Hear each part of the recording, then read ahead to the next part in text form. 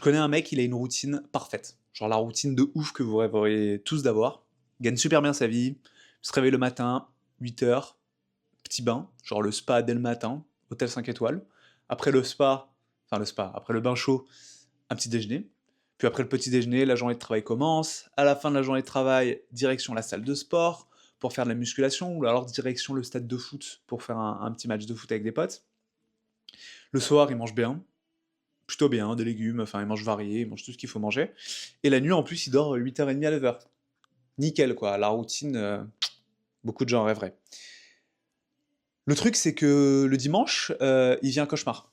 Parce que le dimanche, il se demande qu'est-ce qu'il fout dans cette vie-là et pourquoi la semaine va reprendre. Donc en fait, les dimanches, c'est plus un dimanche parce que c'est juste un nouveau jour de la semaine de travail, car il fait que penser au travail. Il pense à ses réunions, il pense à ses appels avec les gens de son équipe. Chaque mail ou un mail qui ne va pas, un mail qui rentre pas dans son idée de la perfection et de la performance, ça le fait pleurer.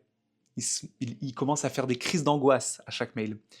Donc pour répondre à tout ça, il repart dans sa routine, la belle routine, le bain, le sport, bien manger, bien dormir. Il se reconnaît pourtant au bout d'un moment plus dans sa vie. Il ne comprend pas ce qu'il fout là, il comprend pas ce qu'il fait là. Le problème c'est que plus il va mal, plus il renforce sa routine. Et plus la routine est solide, plus il devient incapable de changer quoi que ce soit dans sa vie. Plus la routine est présente, plus il pense que la routine va le sauver, alors que ce n'est pas du tout le cas. En fait, cette routine solide, cette routine merveilleuse, est ce qui entraîne cette personne, cet ami, à rester dans le burn-out, la dépression qui est en train d'arriver. Cet ami, c'est pas n'importe qui, parce que cet ami, en fait, c'est moi-même. Je parle à la troisième personne, mais en fait, c'est moi. C'est tout ce qui m'est arrivé ces dernières années, ces derniers mois surtout.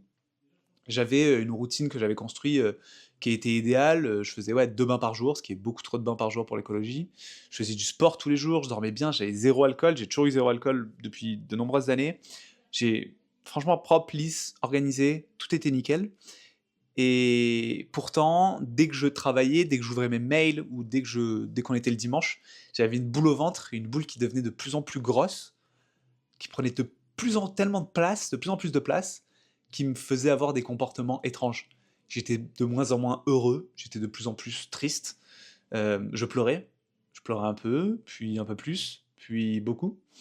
J'avais beaucoup de symptômes, j'ai tout développé ça dans mes vidéos. Ceux qui voient mes vidéos depuis le début, je pense qu'ils commencent à connaître ça par cœur. Ceux qui viennent à peine de me découvrir, j'ai d'autres vidéos où je parle exactement des symptômes et j'en parle quand je les avais, ce qui est beaucoup plus fort et ce qui me permet de me remémorer moi-même tout ce que je ressentais. Mais pourtant, je me disais qu'il fallait rester à tout prix, qu'il fallait rester dans cette vie-là parce que je kiffais ma routine. Parce que je kiffais me dire, putain, mais après le malheur de 8 heures de travail ou 9 heures de travail, je vais aller à la salle de sport. Ou je vais prendre mon bain. À tel point qu'il y a un moment où mon propriétaire m'a dit de quitter mon appartement et j'étais dévasté. Dévasté parce que pour cacher la misère, pour cacher ce malheur que j'avais au travail, j'avais construit tout un univers, mon quartier, ma salle de sport, mon bain, mon ci, mon là. Et c'est ce pansement qu'on était en train de vouloir m'enlever. Donc par chance, j'ai trouvé l'appartement en face de chez moi pour juste dupliquer ma routine et la mettre, au lieu d'être au 401, je suis passé au 402. Donc vraiment en face, genre à 2 mètres de ma porte, je suis allé dans une autre porte et j'ai reconstruit la même vie. C'était très simple. Donc j'ai pas construit une routine en fait pour aller mieux. Et à l'époque, je m'en rendais pas compte. Je pensais que ça permettait de me stabiliser et d'aller mieux. Mais en fait, ça permettait juste de ne pas m'effondrer. La routine que j'avais créée, que je n'arrivais plus à quitter, m'a permis de mettre, comme je disais, un énorme pansement pour pas que le sang fuite dans tous les sens. J'avais construit un système pour survivre dans une vie qui ne me convenait pas du tout. Et c'est là que je me suis rendu compte que mon cerveau n'était pas forcément construit pour me donner la vie la plus heureuse possible. Mon cerveau était plus construit pour me servir la vie la plus équilibrée possible. Donc là, ça allait pas trop au travail, ça allait même pas du tout. En plus de ça, j'ai ce trouble anxieux généralisé qui m'empêche de faire des choix ou prendre des décisions sur des trucs tout cons et ultra faciles à faire. Donc vu que mon cerveau préférait un environnement stable plutôt que des changements incertains, mon cerveau s'est construit toute cette routine autour et s'est stabilisé grâce à toute cette routine sans attaquer le cœur du problème.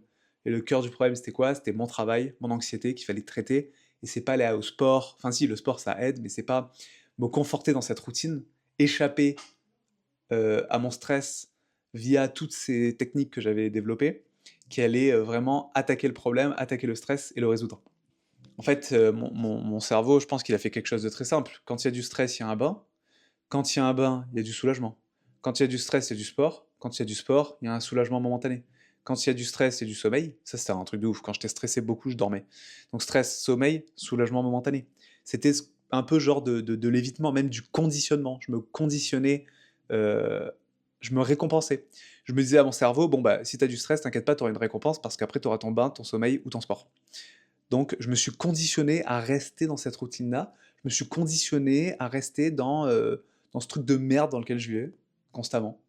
Parce qu'à chaque fois que je reprenais un bain, à chaque fois que je faisais du sport, ça me soulageait et ça faisait croire à mon cerveau que cette vie était gérable et que c'est la meilleure vie possible.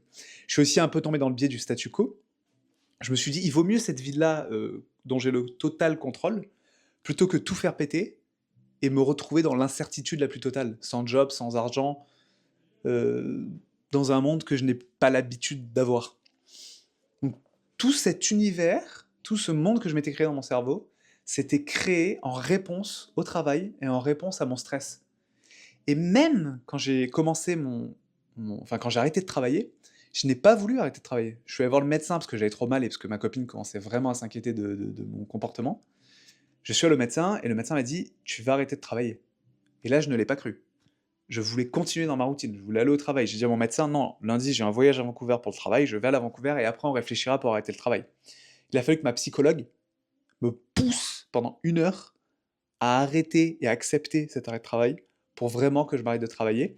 Et quand j'ai commencé mon arrêt de travail pour épuisement professionnel, qui devait durer 6 semaines et qui finalement a duré 12 semaines, je suis dans ces 12 semaines actuellement, euh, même au début de ces 6 semaines, j'étais totalement mal parce que j'étais en train de déconstruire le monde que mon cerveau avait construit autour de moi pour me rassurer, pour éviter de m'effondrer. J'ai dû tout complètement déconstruire. Et ça a pris un temps fou. Encore aujourd'hui, là, ça fait 7 semaines et demie. C'est encore, c'est encore olé olé pour essayer de me refaire un monde plus agréable. Mais là, cette semaine, ça va vraiment mieux. On pourra en parler plus tard. Donc en fait, j'avais comme une addiction à ce soulagement. C'était complètement tordu comme truc, mais je pensais être discipliné, mais en fait j'étais dépendant. J'étais pas dépendant au sport, j'étais pas dépendant au sommeil ou à tout ça. C'est juste que j'étais dépendant en fait de compenser chaque moment de stress. C'était devenu comme un système fermé où ma routine me détruisait, enfin le travail me détruisait, et la routine que je m'étais construite en dehors du travail me réparait. Donc je pouvais continuer à me détruire et encore, parce que j'avais cette récompense de réparation qui arrivait juste derrière. D'ailleurs, je voyageais beaucoup pour le travail. Je fais toute l'Amérique du Nord pour le travail. Et dès que j'avais un voyage, c'est là où l'angoisse augmentait encore plus. Parce qu'en voyage, j'avais plus les mêmes habitudes. J'avais plus accès à ma salle de sport, j'avais plus accès à mon bain. Donc, vu que j'allais souvent à Toronto, j'allais tout le temps dans le même hôtel, dans une chambre très similaire, dans un hôtel de luxe, puisque j'avais beaucoup de budget pour voyager. Et il n'y a que dans cet hôtel-là, parce que j'y allais souvent, j'avais créé une routine dans cet hôtel-là, que j'arrivais à peu près à me contrôler. Et une fois cet hôtel n'était pas disponible à Toronto, je vais dans un autre hôtel. Et là, j'étais trop mal, j'ai imaginé que mon stress allait me tuer. C'était juste 2 3 semaines avant que je fasse mon arrêt de travail. J'en pouvais plus. Parce que je connaissais pas cet environnement, j'avais pas mes amis, j'avais pas ma routine, j'avais pas tout ça. Euh, donc j'étais mal. J'ai écrit cette machine qui était parfaitement optimisée pour rester coincé dans ma vie. Et le pire, c'est que plus j'allais mal, plus ma routine devenait importante, et plus il était impossible de la quitter. Il a fallu qu'on me force à la quitter. Et là, aujourd'hui, je réfléchis beaucoup à quitter le Canada, à part s'il y a une belle opportunité qui m'arrive dans la vie, j'en sais rien, je laisse tout ouvert, mais je réfléchis beaucoup à quitter le Canada, mais je pense que ça va être très difficile de complètement laisser tout tomber et de repartir dans une nouvelle exploitation ailleurs. Je pense que à travers cette routine, je me racontais des histoires. Je pensais que j'aimais la routine, mais j'omettais le fait que j'avais construit cette routine en réponse à une vie intolérable, une vie ingérable et une anxiété de plus en plus constante. J'omettais le fait que cette routine n'était pas quelque chose que j'aimais forcément, elle était juste la réponse à un stimuli ultra angoissant et ultra stressant. Et j'avais oublié que cette routine, c'était de moins en moins moi. Certes, le sport, j'aime bien, mais j'avais laissé tomber, plein de choses que j'aimais comme, bah, faire du divertissement, faire de YouTube, par exemple. J'avais un podcast, j'ai arrêté plein de trucs, la lecture, j'ai arrêté plein de choses pour me concentrer uniquement sur les trucs de ma routine. Même voir des potes, j'avais du mal à avoir des potes, à rester concentré sur eux quand ils venaient à la maison, parce que je voulais dormir. Parce qu'à 22h30, fallait que j'aille me coucher. Donc s'ils étaient là, bah, ça me faisait chier et je m'endormais à table, je supportais plus ce qui, allait à l'encontre de ma routine. Donc j'avais un groupe très, très proche de potes, principalement mes voisins, et deux trois potes qui étaient, autour de moi et je pouvais voir que eux, parce que si je jouais avec quelqu'un d'autre, ça me déboussolait et encore plus si ces gens venaient un peu tard, dans la maison. Donc, en gros, je mettais le fait qu'il fallait que me mette en face des yeux, qu'il fallait quitter mon travail, heu, parce que quitter mon travail, ça voulait dire plus de routine stable, ça voulait dire plus de salle de sport à la même heure, plus de bain pour me récompenser, plus de contrôle. Ça voulait dire, quitter le travail, c'était affronter le chaos, affronter l'instabilité. Et le cerveau, comme j'ai dit, déteste ça. Il déteste cette instabilité, il déteste ne pas avoir le contrôle sur ce qui va se passer, en tout cas mon cerveau, pour un cerveau qui a un trouble anxieux généralisé intense, enfin pas intense, mais modéré slash hardcore. Euh, donc j'ai fait quoi? J'ai préféré rester dans une vie qui me rendait malheureux plutôt que de perdre le confort qui me permettait de supporter ce malheur. C'est dur quand j'y repense, hein.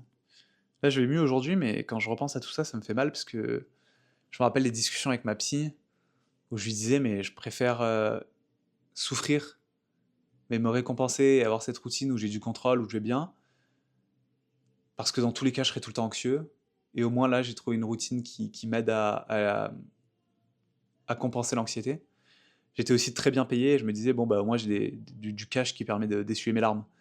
Si j'ai plus de travail, si j'ai plus ma vie ici, je serai toujours très anxieux. Mais en plus de ça, j'aurai plus ma routine et j'aurai plus de cash. Donc je m'imaginais un monde chaotique dans lequel je serais dans tous les cas toujours anxieux, comme je le suis à cause de mon travail. Ce qui est complètement faux. Mon cerveau a fait une très mauvaise prédiction parce qu'aujourd'hui j'ai plus le travail et je vais beaucoup mieux. Pourtant je gagne beaucoup moins. Je suis en arrêt de travail, donc bref, c'est les assurances qui me payent, donc je gagne quand même bien ma vie, mais je gagne deux, trois fois moins qu'avant. Donc j'ai quand même moins d'argent, mais je vais beaucoup mieux. Donc la prédiction de me dire je serai toujours anxieux, donc vaut mieux être anxieux avec sa routine qui répare mon anxiété un petit peu et en plus de ça beaucoup de cash, c'était un mensonge que je me faisais à moi-même. J'ai la capacité d'être moins anxieux. Et ça, je pensais que c'était impossible. J'étais tellement anxieux depuis des années que je pensais que ça allait être impossible. Je pensais que je serais jamais, je reviendrais jamais à la normale. C'était une erreur. Euh, donc le coût invisible de ce genre de routine, le problème avec la routine que je m'étais fait, c'est qu'il y a un coût caché derrière. Elle réduit l'inconfort immédiat, mais elle réduit aussi ta capacité à changer. Elle réduit l'inconfort immédiat, mais elle te met dans des sables mouvants. Et elle te laisse dans un statu quo où tu vas pas très bien, mais t'es pas non plus effondré par terre. T'es moyen, quoi, t'es ok, moyen bas. Mais au moins tu sais ce qui va se passer, t'as le contrôle. Ou en tout cas t'as l'impression d'avoir du contrôle. Et pour changer sa vie, malheureusement, il faut accepter l'instabilité pendant un moment. Il faut aussi se faire confiance. J'ai une amie, une très bonne amie, dans le sud de la France, qui m'avait dit il faut que tu te fasses confiance. Elle me l'a dit plusieurs fois sur les derniers mois et je la croyais pas. Et là aujourd'hui je la crois, il faut que je me fasse confiance. Faut que je me fasse confiance, faut qu'on se fasse confiance, notre capacité à rebondir, on ne sait pas ce qui peut se passer dans le futur, donc ne pas trop croire son cerveau qui fait des prédictions en disant on sera toujours anxieux. On peut faire face à l'instabilité, on peut faire face au chaos, on peut faire face à nos pires peurs, on peut. C'est dur, c'est très très difficile, mais on peut et parfois je pense qu'il faut se faire confiance. En acceptant, enfin, en me disant que je veux juste aller bien, enfin, je veux juste avoir ma routine et que je veux juste avoir du damage control sur ce qui se passe dans mon stress et en me disant je vais pas bien, mais c'est pas grave, j'ai ma routine, j'ai ci, j'ai là. Euh, En gros, j'ai refusé de m'adapter, j'ai refusé de changer et encore mieux, je me suis adapté à une vie qui ne me convenait pas et je me suis convaincu que c'était la meilleure chose à faire. C'est ça qui me rend triste, c'est que je me suis convaincu que la meilleure chose à faire, c'était de rester dans cette routine et de rester anxieux, comme je l'étais. C'est pas facile à accepter. Donc aujourd'hui, le message que je voulais donner, c'est que je pense pas que les routines, soient mauvaises, pas du tout.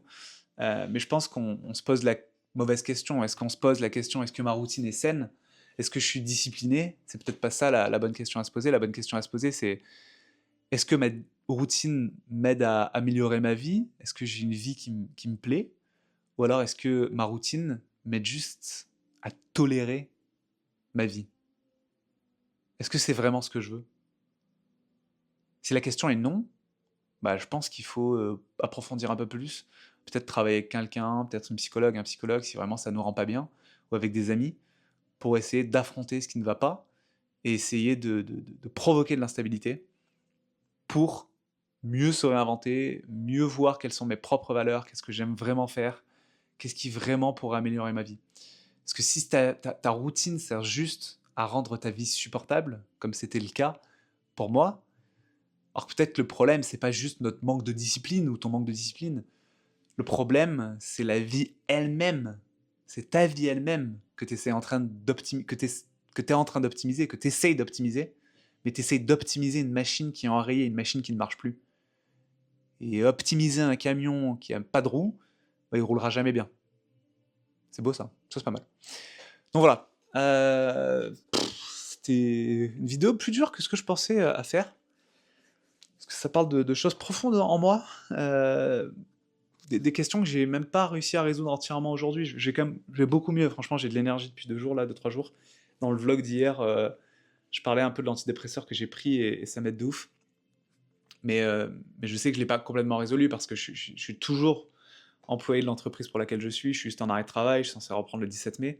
Donc je sais qu'il y a de gros défis qui vont se mettre face à moi. Je sais pas encore ce qui va se passer, est-ce que je vais complètement démissionner? Est-ce que je vais retourner là-bas? J'en sais rien. Aujourd'hui d'ailleurs, j'ai rouvert mon ordi pour des délires d'assurance encore. Alors la semaine dernière, j'avais fait la même chose, j'avais ouvert mon ordi, j'étais trop mal, j'avais envie de vomir. Je l'ai fait cette semaine, c'était bizarre. J'ai lu des mails et je me disais: «Putain», comme j'avais l'impression de voir des fous, mais de l'extérieur. Et je me disais: «Putain, c'est des malades, ça me correspond plus, j'ai plus envie de retomber là-dedans». Mais j'avais pas de nausée, j'avais pas envie de vomir et je suis passé à autre chose après, j'ai réussi à tourner la page directement, à faire une autre activité. Donc je suis content. Mais on verra comment ça va se passer. En tout cas, pour ceux qui ne me connaissent pas, je suis Monsieur Carabistouille. Je suis en arrêt de travail depuis fin février pour épuisement professionnel, burn-out, et j'ai décidé de faire des vidéos tous les jours pour dire ce que je pense, dire ce que je ressens. Parfois, je déraille un peu et je parle d'autres choses. Regarde, j'ai parlé de koh, parce que bon, il y a d'autres choses dans ma vie que le burn-out et je veux pas juste me définir par ce burn-out. Mais j'ai décidé de dire à cœur ouvert, comme un livre ouvert, tout ce qui se passe dans ma tête pour parler de santé mentale, surtout auprès peut-être des trentenaires, des hommes qui ont, qui osent peut-être pas parler de ça, parce qu'au travail on parle pas de ça. On parle peut-être pas de ça non plus à nos potes les plus proches ou à notre famille, parce que ça reste un sujet difficile à traiter, ça reste un sujet où on pense qu'on est en tort, où on pense que notre mental est faible, où on se remet beaucoup en question, alors que pourtant j'ai découvert que c'est beaucoup plus complexe que ce que ça en a l'air, et c'est quelque chose de très dur à vivre, et c'est invisible. Ce qui en fait quelque chose de très pernicieux. Donc j'avais envie d'aider des gens en partageant tout ce que je pense, tout ce que je ressens. Je sais pas, parfois je me dis ça va peut-être me desservir si des employeurs voient ce que je dis. C'est pour ça que je parle sous pseudonyme aussi et que j'espère qu'on trouvera pas trop facilement mon compte YouTube. Mais je pensais que c'était important de le faire. Donc si vous aimez ce contenu, n'hésitez pas à vous abonner, à commenter. Je regarde quand même les chiffres tous les jours, hein. Je reste un grand anxieux de tous les chiffres statistiques et tout. Je prends beaucoup de plaisir à faire ces vidéos, donc je continue de le faire. Mais putain, je regarde quand même les abonnés, c'est fou, hein. C'est fou. Toujours envie de performer, hein.